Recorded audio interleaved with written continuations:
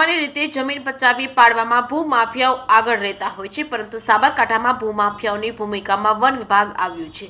75 hectare જમીન one વિભાગે પચાવી પાડતા આખું ગામ મુશ્કેલીમાં મુકાયું છે। જોઈએ એક વિશેષ અહેવાલમાં।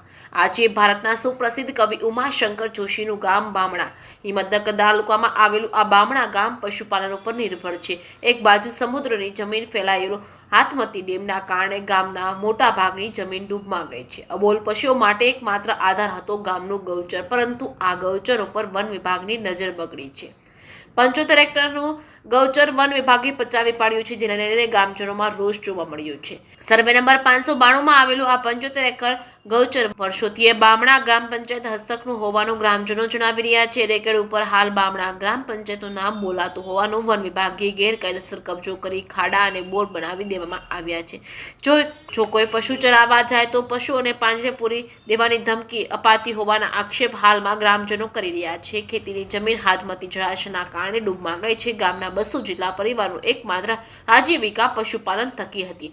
ગ્રામજનો ગૌચરમાં પશુઓને ચરાવી પેટીયું રળતા, પરંતુ હવે ગૌચર પણ તેમના નસીબમાં નીકળી ગયું છે। આ બાબતે ગ્રામજનો છેલ્લા 2 મહિનાથી સાબરકાંઠા જિલ્લા કલેક્ટર અનેક રજૂઆતો કરી છતાં ન્યાય મળ્યો નથી। ગૌચર પચાવી પાડવાના મુદ્દે વન વિભાગના અધિકારીઓનો સંપર્ક કર્યો, તેમણે સમગ્ર બાબતે મૌન સેવી લીધું છે। જે ગામના સાહિત્યકારના પાઠ ભણી અધિકારીઓના હોદ્દા સુધી પહોંચેલા અધિકારીઓ હવે આ ગામને ક્યારે ન્યાય અપાવે તે જોવું રહ્યું। જે કેસ ગુજરાતી સાથે અશોક નાઈ, સાબરકાંઠા। મારું નામ પરસોત્તમભાઈ પરમાર, હું બામણા ગામનો વતની છું। બામણા ગામ એ ઉમાશંકર જોશીનું કવિનું આ જન્મસ્થળ ગામ છે। આ ગામની સિચ્યુએશન એવી છે કે ગામની પશ્ચિમ દિશાએ ડુંગર આવેલો છે અને ઉમાશંકર જોશી એને હરવલ્લીની ગિરિમાળાઓથી ઓળખેલા છે। આગળ પૂર્વ દિશાએ હાથમતી જલાગાર આવેલું છે। દર વર્ષે હાથમતી જલાગાર ઓવરફ્લો થાય છે। લગાતાર છેલ્લા 10 વર્ષથી હાથમતી જલાગાર ખાલી કરવામાં આવતો નથી। અમારું જંગલની 578 એકર જમીન જંગલની આવેલી છે, એમાંથી 75 એકર જમીન ગૌચરમાં એની ડિલેટ કરેલી છે અને આ ગૌચરમાં અમારા પશુઓ દર વર્ષે અહીંયા ચરવા માટે આવે છે। આ ચાલુ સાલે ડિસેમ્બર મહિનામાં જંગલ ખાતાએ આ જમીનને માં ખાડા ખોદવાનું અને બોર કરવાનું ને બધું શરૂ કર્યું। ત્યારથી અમે લગાતાર ડિસેમ્બર મહિનામાં 13 અમે કલેક્ટર સાહેબને મળીને એનો વિરોધ કર્યો કે ભાઈ અમારો એકમાત્ર આધાર આ ગૌચર છે, એ સિવાય અમારો બીજો કોઈ આધાર નથી, તો એમાં વનીકરણ બંધ થવું જોઈએ। પછી અમે 19/12 પણ કલેક્ટર સાહેબને મળ્યા, 9/1 પણ કલેક્ટર સાહેબને મળ્યા અને અમે સતત એનો વિરોધ કરતા આવ્યા છીએ, પણ દિન પ્રતિદિન વનીકરણ આમાં અટકતું નથી। જો આવનારા દિવસોમાં આ વનીકરણ જો અટકાવવામાં નહીં આવે, અહીં વનીકરણ બંધ કરવામાં, સદંતર બંધ કરવામાં નહીં આવે, તો અમારો પશુપાલકનો ધંધો એકમાત્ર ડેરી ઉપર પણ ઘણા લોકોની રોજગારી ચાલે છે, એ ડેરીનો ધંધો પણ આ લોકોનો બંધ થઈ જાય તો એટલે પશુપાલકનો ધંધો ખતમ થઈ જાય, રોજગારી તો છે જ નહીં। ખેતી નથી એટલે રોજગારી બિલકુલ નથી, એટલે રોજગારી પણ નથી। એટલે મેઇન સવાલ અમે લગાતાર 2019થી આની માગણી કરતા આવ્યા છીએ કે ભાઈ 2019થી અમે એમ કહેતા આવ્યા છીએ કે ભાઈ આ ગામમાં 2 પ્રશ્નો મુખ્ય છે, રોજગારી અને પશુપાલક એટલે પશુઓને ઘાસચારો।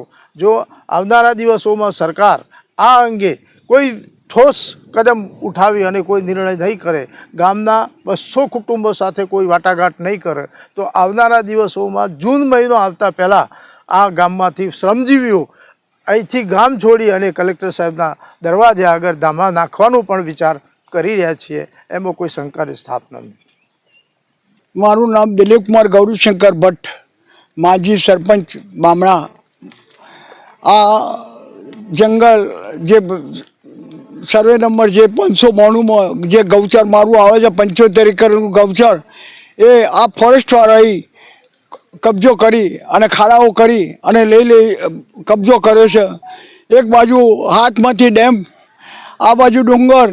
મારી ગરીબ પ્રજાને ઢોરના માટે ક્યાં જવું? આજની તારીખમાં મારે ઢોરના માટે, મારી ગરીબ પ્રજામાં મૂંઝાણી છે। ઢોર માટે ઘાસ મળતું નથી, વેચાતું પણ ઘાસ અહીંયા મળતું નથી અને મારી આ જંગલની જમીન જો સરકાર આના ઉપર કોઈ નિર્ણય નહીં લે તો અમારે છેવટે આના ઉપર કોઈ પણ જાતનું પગલું ભરવું પડશે। છેવટે અમારે અન્નો ઉપર ઉપવાસ પર ઉતરીને પણ આનો કબજો અમારે લેવો પડશે।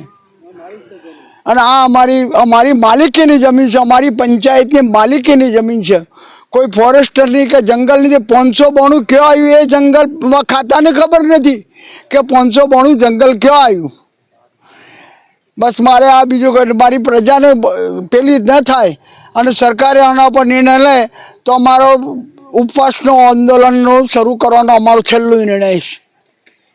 મારું નામ પંચાલ જસવંતભાઈ નાથાભાઈ, હું બામણાનો વતની.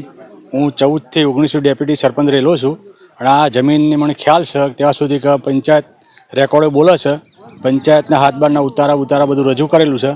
તેમ છતાં આ ફોરેસ્ટ ડિપાર્ટમેન્ટવાળા અંદર પહેરી જઈને ખાડા કરેલા છે, ત્યાર પછી બોર પણ કરેલો છે અને આ ગામના લોકો કહેવા છતાં કોઈ સાંભળવા તૈયાર નથી. બરાબર, અમારા ગામના ઢોર અહીંયા આવ તો એ લોકો એમ કહે છે કે પોજરાપરમાં પૂરી ગલાયું, ઓમ કર્યું તેમ કર્યું, તમારે ઢોર ઢોખર લઈને જવું કઈ જગ્યાએ? અમારે ગામની ગૌચરની જમીન છે, બીજા કોઈ જમીન છે ને અમારે ઢોર ચડવાની. બસ.